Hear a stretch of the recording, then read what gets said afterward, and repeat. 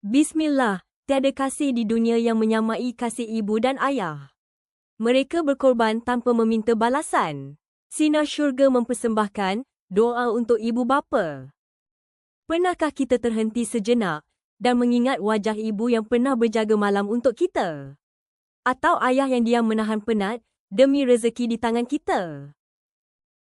Mereka mungkin tidak meminta banyak. Cukup sekadar doa tulus dari anak yang mereka besarkan dengan cinta. Selagi mereka masih ada, peluklah mereka dengan kasih dan syukur.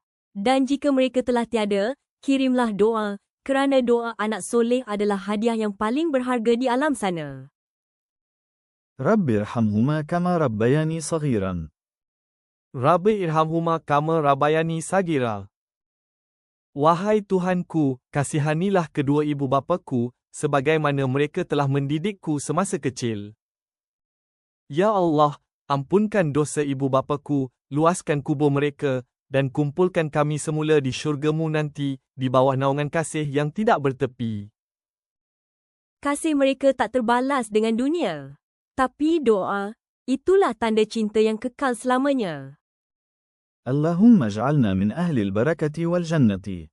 Ya Allah, jadikan kami dari kalangan ahli barakah dan syurga. Jika doa ini menyentuh hati kamu, jangan lupa kongsikan kepada yang lain. Kerana mungkin, dari perkongsianmu, Allah mengurniakan rahmat kepada ibu bapa yang lain. Please like, share, and comment. Amin.